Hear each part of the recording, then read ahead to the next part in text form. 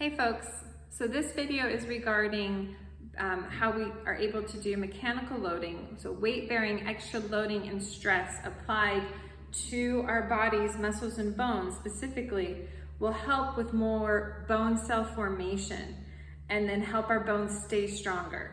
So if you got this link from the video from my newsletter, then you will have read the article that preceded the link that discussed why it's important and critical for bone cell growth, and we help it by adding an extra stress or mechanical load onto our body. So a great example, of course, is the one where an astronaut goes into space, zero gravity, there's no weight bearing and no load on the body, and then they can lose some of that bone mass. Now, here on Earth, me just standing up and walking around, already I've got Earth's gravity providing a bearing on our bodies. But in order to do that, we sort of peak at around the age 30 for our bone cell formation and growth. And so beyond that, we're still replenishing and rebuilding the bone cells, but it slows down a bit. So in order to help, we got to give it a little extra aid here with some more impact, some more resistance, some more strength work, some more of that loading on the bones and on the body itself will help with that bone cell growth. I'm going to go over some different higher impact activities and ways that we can add these exercises to your routine if you want to really push yourself in this way. Now, most of these exercises will be difficult and challenging for anyone who have joint issues. If you're not able to do a jumping jack or skip, and that is hard for you, maybe you're overweight, maybe you have joint issues, maybe your body and your bones are already very fragile due to osteoporosis or other conditions, then you're not going to want to do these activities. If you want to do these activities and you're just maybe feeling out of shape or you feel unsure, I highly recommend working with a trainer like myself or someone else to help you build up the strength and go through the modifications to get to these moves. So let's start going over the moves. The first move that is a really good one is just jumping jacks, right? So this movement, I'm applying that extra impact on my joints will help keep you young, keep you active, keep you quick, but also helps with the bone cell growth. Now, what I often see people do if they don't like doing jumping jacks, let's say they recently have had a child, so they're a little bit uncomfortable jumping, or if you're a bit on the older range and you just stopped doing jumping jacks a long time ago and you don't feel comfortable doing them, I just see modified jumping jacks like this. So that's fine, but if you want to apply that extra impact to the joints, right, to help with that bone cell growth, then you're going to want to actually add that jump. Now, the incorrect way I see jumping jacks is when someone is doing it like this. I'm landing really heavy on my knees. I have no give, right? It wants to feel light. You want to feel light. You don't want to land on your heels. You want to be landing more on the upper toe area, right? Underneath your heel pad, the toe pad. So, right? I'm soft, I'm light, right? That's the goal. Keeping your abs tight so you don't feel this in your back and your hips. If it's hard and it's uncomfortable, maybe you warm up like this, throw in a couple jumps, and then go back to it. And over time, maybe it gets easier. The next move we're going to work on is squat jumps. So let's say you can do your squats. That's great. But we want to add more impact, right?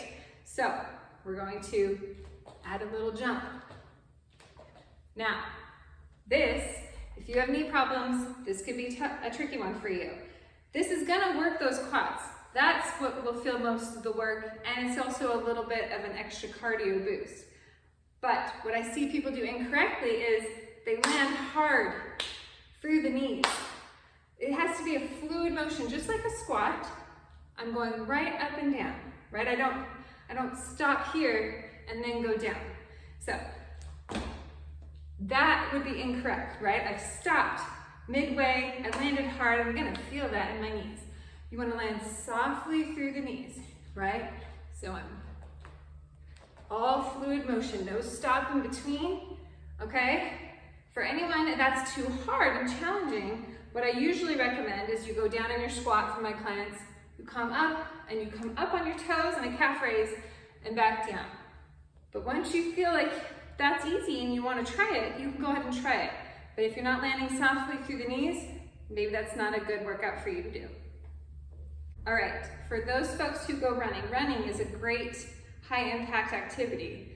Swimming, not a great impact activity, right? Swimming takes the load off our body, which is great if you have joint issues, right? It feels good, you can still get exercise, but it's not gonna apply that extra load bearing force we need for the bone growth. So when it comes to doing something like running, right, we're spending a lot of time on one foot going side to side with our running. So another great move to work on is skipping, right? If you can skip through your house, you still want to land softly through the feet. This is good work through the hips, through leg work, leg strength, right? Because you're on one leg sometimes. So that's also a good one to work on. Skaters. So regular skater, just tapping back behind me, right? We're talking skaters like your Olympic speed skaters, right? When they're doing their work. So we're just tapping back behind us. Now to provide this with a little more oomph of that impact, right? And stress on the bones, we're gonna add a little leap, a little jump, right? So I think the hardest thing for my clients when I add this for them is not that this is challenging, it's the coordination of timing the jump with the movement. So if you can get this, that's great. It's just a little leap, just a little extra work for those legs and joints and bone muscles.